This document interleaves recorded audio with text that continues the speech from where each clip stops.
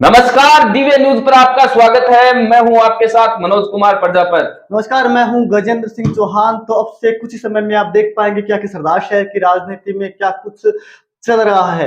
जैसे जैसे चुनाव की तारीख आ रही है वैसे ही नेताओं के तूफानी दौरे हैं वो शुरू हो चुके हैं। गांव देहात की हर चौपाल के ऊपर अब सरदार शहर के जो तीनों ही दलों के जो नेता हैं, चाहे अनिल शर्मा हो, राजकुमार रिणवा हो या राजकरण चौधरी हो, पहुंच रहे हैं और मतदाताओं को लुभाने की कोशिश कर रहे हैं। लेकिन मनोज, इससे पहले मैं आपको एक तस्वीर दिखाना चाहूंगा। आप अपनी स्क्रीन पर ये तस्वीर देख रहे हैं।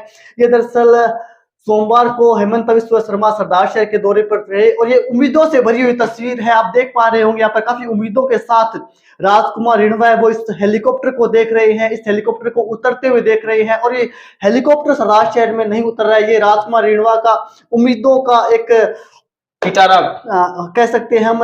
उम्मीदों से भरी हुई नजरें आप देख पा रहे, टकटकी लगा के देख पा रहे होंगे। जब हेमंत बिस्वा शर्मा का सोमवार को सरदार शहर में दौरा था और मीटिंग का समय 1 बजे था, लेकिन पूरे पूरे 5 से 6 घंटे के बाद हेमंत बिस्वा शर्मा सरदार शहर पहुंचे और उन्होंने समा बांध दिया सरदार शहर के अंदर। जबरदस्त उन्होंने भाषण दिया और पूरा हिंदुत्व वेश उनका भाषण रहा। लेकिन आप तस्वीरों में देख पाएंगे तो किस प्रकार से उम्मीदों से राजकुमार रिणवा उन तस्वीरों के अंदर आप देख पा रहे होंगे, इस हेलीकॉप्टर की ओर देख रहे हैं। और निश्चित रूप से इस हेलीकॉप्टर जैसे उतरा, काफी उम्मीदें थी इस सभा से। राजकुमार रिणवा को हेमंत बिस्वा शर्मा की सभा हुई थी सरदार शहर के अंदर। और हम पूरे राजनीतिक जो चल रहा है सरदार शहर की इसके ऊपर बात करेंगे। लेकिन सबसे पहले इन तस्वीरों के साथ हम शुरुआत करना चाहेंगे कि ये तस्वीरें काफी अहम हो जाती है राजकुमार रिणवा के लिए, क्योंकि राजकुमार रिणवा पिछड़े हुए चुनाव में दिखाई दे रहे थे। हम लगातार चर्चा कर रहे थे कि राजकुमार रिणवा कहीं ना कहीं पिछड़े हुए दिखाई दे रहे हैं। लेकिन मतदाताओं के मन में क्या है वो कुछ खुल कर भी मतदाता सामने नहीं आ रहे, बता नहीं रहे। लेकिन फिर भी जो सूचनाएं थी, जिस प्रकार से बातें चल रही थी, गॉसिप चल रही थी, उसमें यही लग रहा था कि राजकुमार रिणवा पिछड़े हुए। लेकिन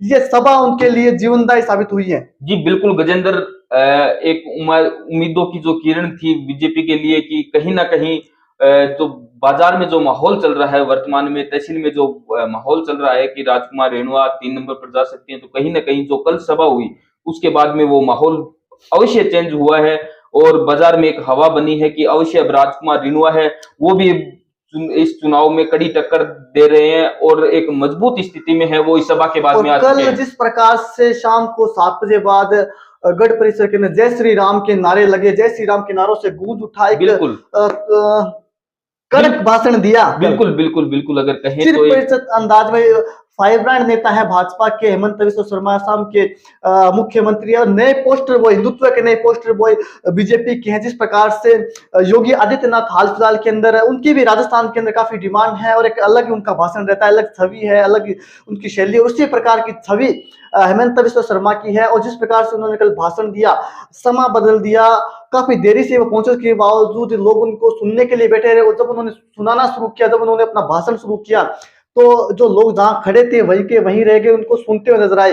और राजकुमार रिणवा को भी इस सभा से काफी उम्मीदें थी। और अब देखने वाली बात यह होगी कि हेमंत बिस्वा शर्मा अपना काम पूरा करके चले गए हैं, लेकिन उनका असर क्या 25 नवंबर तक मतदाताओं के मन में, जहन में रहता है या नहीं रहता, ये तो देखने वाली बात होगी। देखिए गजेंद्र, असर 25 नवंबर तक मतदाताओं के जहन में रहेगा क्योंकि तारानगर में रतनगढ़ में योगी आदित्यनाथ है वो आ रहे हैं और उनका असर जो जैसे ही इसका असर कम होगा उनका असर दिखेगा। एक सभा है वो राजेंद्र राठौड़ है वो भी सरदार शहर में करेंगे, एक बड़ी जनसभा है उनके नेतृत्व में आयोजित होगी, तो कहीं ना कहीं ये असर अब कम नहीं होने वाला है। बुधवार को राजेंद्र राठौड़ है वो सरदार शहर आएंगे। 22 तारीख यानी कल बड़ी सभा है वो सरदार शहर के अंदर। राजेंद्र राठौड़ है वो कार्यकर्ता सम्मेलन को संबोधित करेंगे। राजेंद्र राठौड़ है वो हेलीकॉप्टर से सरदार शहर आएंगे और जो बीजेपी का कार्यालय बना रखा है वहां ये सभा होनी है। तो देखने वाली बात होगी कि उसका भी कितना असर है।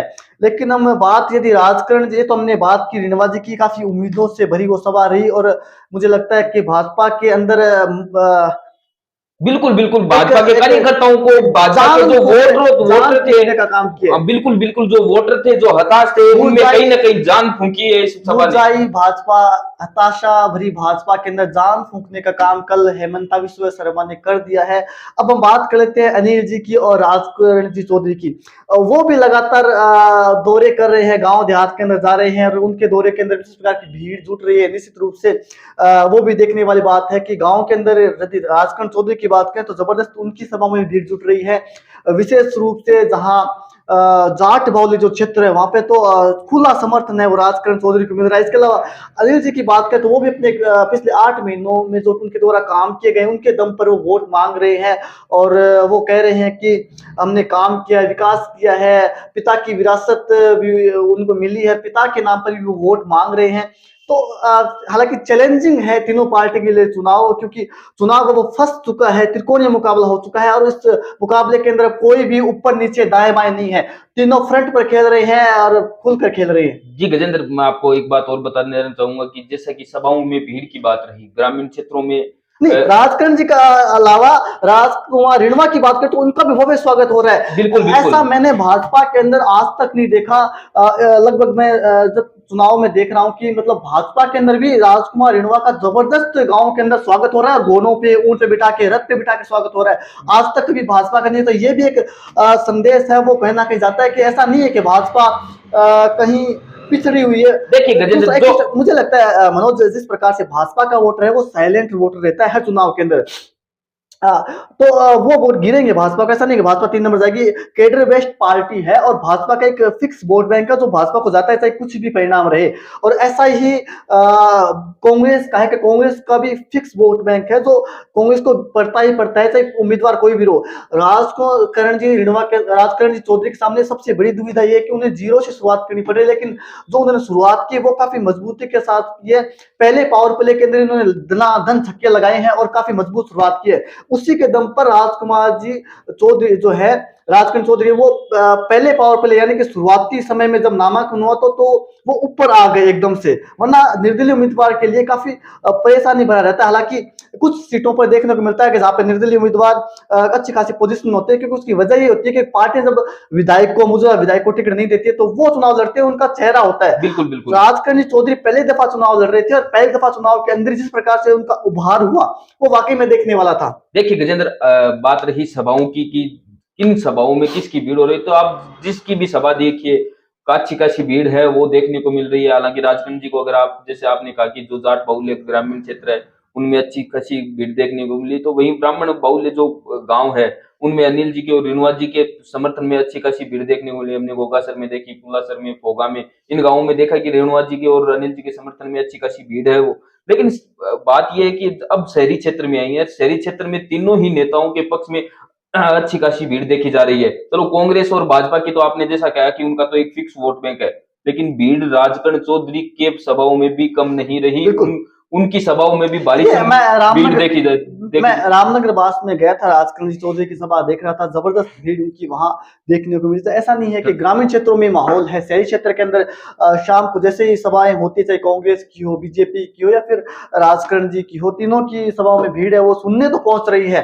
वोट कितना ले जा पाते हैं, कितना प्रभावित कर पाते हैं, बिल्कुल गजेंद्र, यही मैं पूछ रहा था कि सभाओं में भीड़ तो तीनों को ये देखने को मिल रही है, लेकिन इनको कौन वोटों में तब्दील कर पाएगा, ये सबसे बड़ा सवाल है। तो कितना लगता है कि ये वोट किसके पक्ष में जाएंगे?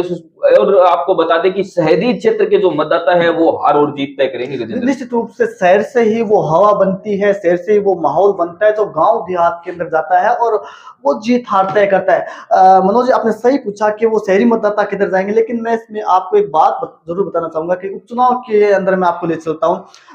भाजपा चुनाव है वो जब परिणाम आए थे 8 दिसंबर को, शायद परिणाम आए थे 2022 8 दिसंबर को, 5 दिसंबर को मतदान हुआ था और 8 दिसंबर को परिणाम आए थे। लेकिन भाजपा 8 दिसंबर को नहीं हारी थी, भाजपा मतदान से पहले ही हार चुकी थी।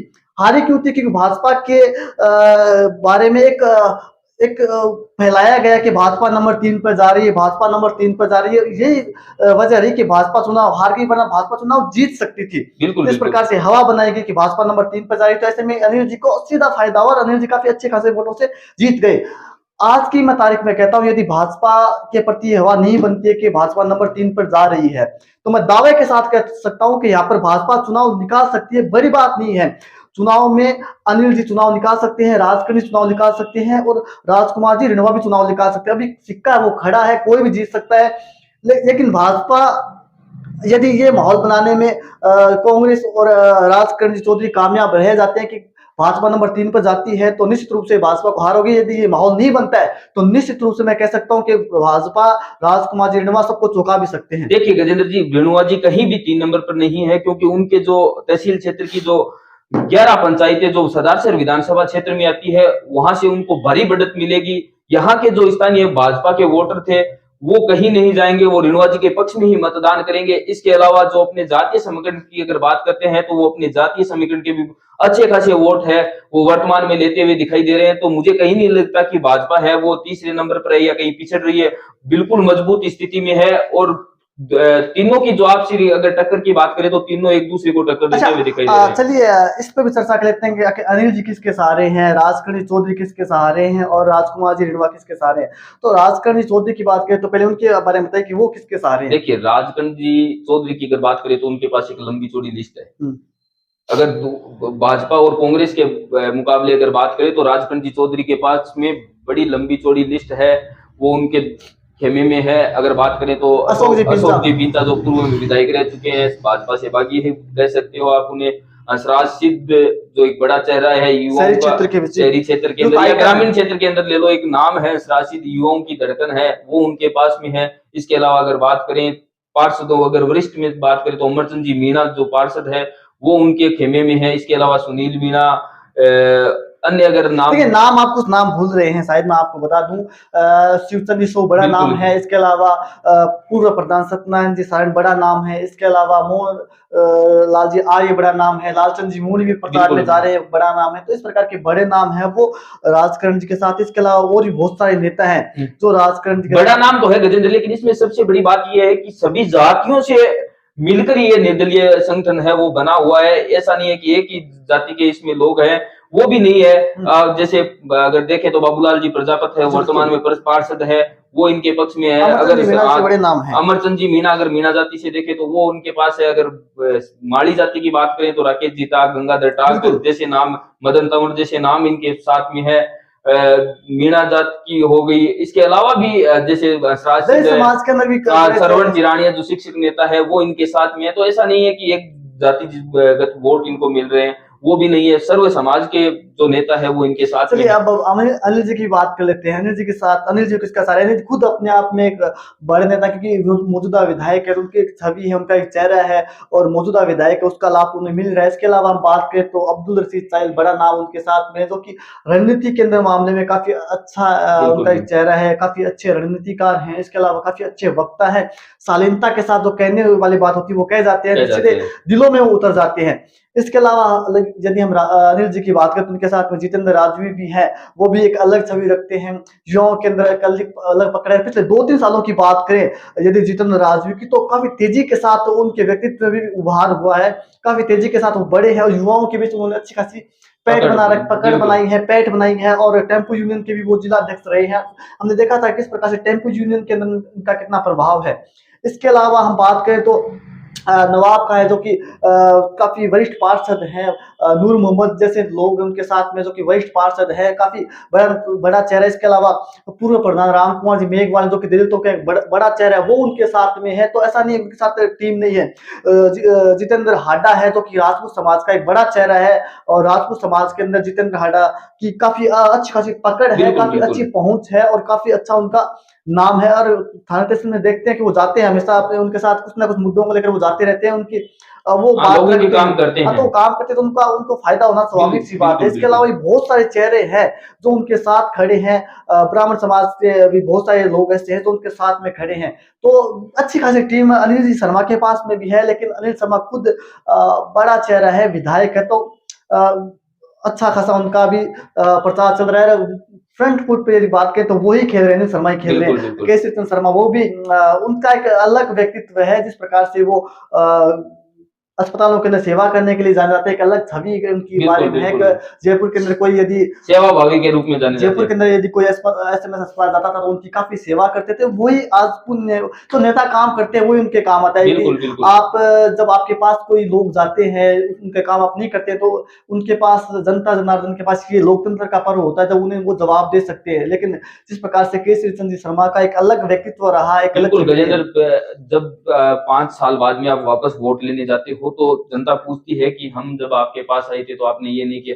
तो केसी चंद जी शर्मा है, यहाँ से जब भी कोई जयपुर जाता है तो उनको अस्पताल में भर्ती करवाना, डॉक्टर से अपॉइंटमेंट लेना, उनको दिखाना, उसके बाद में पूरा उसका खाना-पीना, रहना ये सब बड़ी बात व्यवस्था होती है है। किसी बिल्कुल, ये बड़ी बात होती है और ये उनको आगे बढ़ाता रही सरदार साहब के नेता की छवि है और इसी की वजह से शायद भंवरा जी जीत के आए और ये अब अनिल जी के काम आएगा। इसके अलावा भी बहुत सारे चेहरे हैं कांग्रेस के पास जो अनिल जी को आगे बढ़ा रहे हैं। अब हम रेणुका जी की बात करें तो सबसे बड़ा हथियार रेणुका जी का है मधुसूदन राजपुरोहित, बिल्कुल। जो प्रत्येक गांव के अंदर उनके कार्यकर्ता है, प्रत्येक गांव के अंदर उनकी एक अलग टीम है मधुसूदन राजपुरोहित की और एक छवि रही है।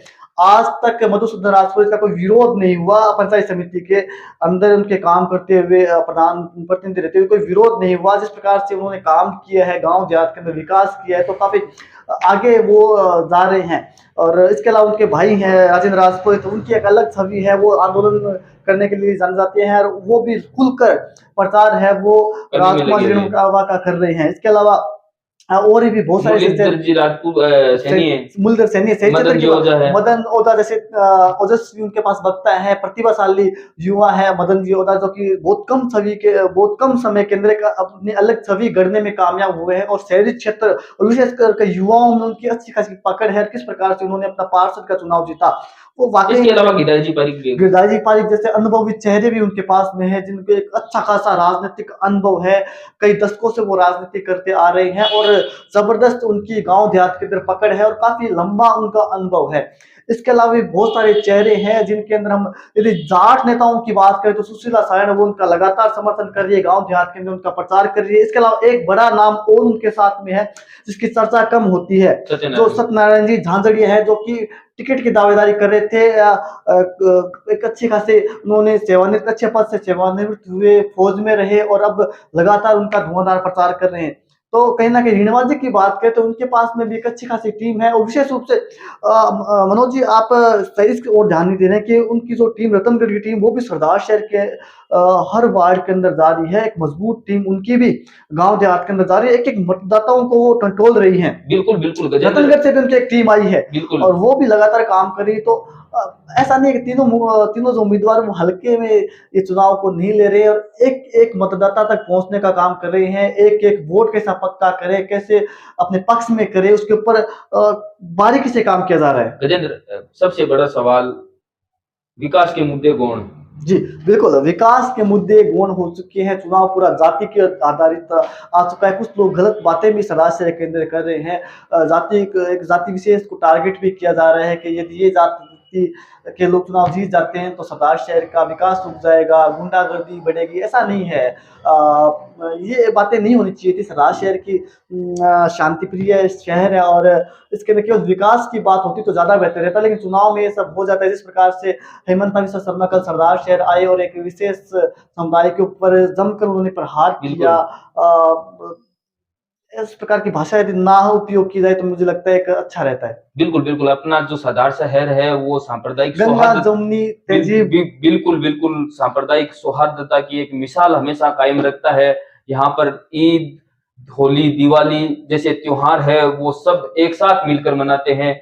जैसे ही अगर ईद की बात करें तो पूरे जो हिंदू समाज है वो ईदगाह जाता है, एक दूसरे को गले लगकर बधाई देता है। वैसे दीपावली पर मुस्लिम समाज के लोग हैं वो हमारे पास आते हैं और हमें बधाइयां देते हैं। तो कहीं ना कहीं जो जातीय समीकरण है या फिर इस तरह की जो भाषा उपयोग की जा रही है वो नहीं होनी चाहिए और विकास के मुद्दों पर कहीं ना कहीं अपना मतदान होना चाहिए।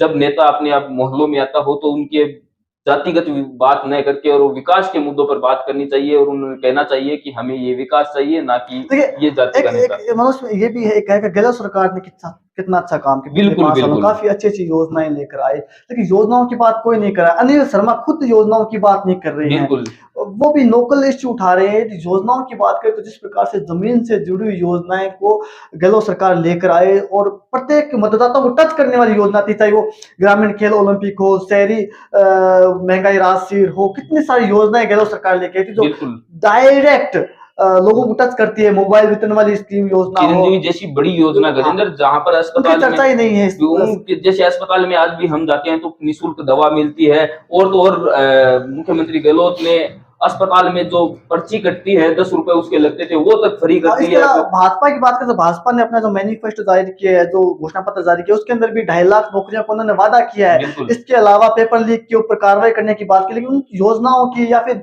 इनकी चर्चा नहीं हो रही है। स्थानीय इश्यूज पर सरदार शहर का चुनाव आ चुका है सरदार और शहर का ही नहीं गजेंद्र, अगर पूरे राजस्थान की बात करें तो अगर जिस प्रकार से गहलोत सरकार ने काम किया उस हिसाब से तो 150 प्लस सीटें उनकी आनी चाहिए थी, लेकिन वो कहीं कोसों दूर नजर नहीं आ रही। हाँ, तो भाजपा सरकार में आती हुई नजर आ रही है। बिल्कुल बिल्कुल, भाजपा सरकार को अगर कांग्रेस सरकार आएगी वो तो एक आगे की बात है, लेकिन जो विकास के जो काम थे उनको गौण दरकिनार कर दिया गया है, वो गौण हो चुके हैं। वो क्या करना चाहिए, आपको क्या करना है अगले 5 सालों में, वो विकास के मुद्दे गौण हो चुके हैं। जातीय आधार पर अब चुनाव है वो आकर टिक चुका है और इसी के ऊपर पूरा का पूरा चुनाव है वो लड़ा जा रहा है तो गजेंद्र। बिल्कुल कल की हम बात बता दें, कल राजेंद्र राठौर सरदार शहर आएंगे, वो क्या कहेंगे ये भी देखने वाली बात होगी। आज हम इस कार्यक्रम को ही समाप्त करते हैं, लेकिन अगले अंक में हम अशोक पिंचा के ऊपर बात करेंगे कि आखिर उनका कितना प्रभाव यहाँ पे रहता है, क्योंकि ये भी काफी बड़ा सवाल है कि अशोक पिंचा अपना कितना प्रभाव छोड़ पाते हैं। अगला अंक जो भी हम निकालेंगे उसके अंदर अशोक पिंचा के ऊपर भी विशेष रूप से चर्चा करेंगे। गजेंद्र, मतदाताओं से एक बार फिर मैं अपील करना चाहूंगा कि आप 25 नवंबर को अपने घर से जरूर निकलिए। सुबह 7 से शाम 6 बजे तक का वक्त है। इस दौरान आप बूथ तक जाइए, अपना मतदान जरूर करिए। मतदान आपका हक है, आपका एक वोट है वो पूरी सरकार बदल सकता है। आपका लोकतंत्र का ये पर्व है, उसमें अपनी भागीदारी है वो जरूर निभाएं। एक बात और कहना चाहूंगा, धन्यवाद देने से आप धन्यवाद दे रहे हो, एक बात और कह दूं, यदि हमारी बात से आप सहमत ना हो तो कमेंट करके बताइएगा। आपको कुछ और अच्छे सुझाव हो तो वो भी कमेंट करके बता सकते हो, अपनी राय रख सकते हो अपने कमेंट के माध्यम से। और यदि कुछ पूछना हो, अपने सवाल भी हमारे साथ साझा कर सकते हो, हम अपने आपके सवालों के भी हम जवाब देने की कोशिश करेंगे।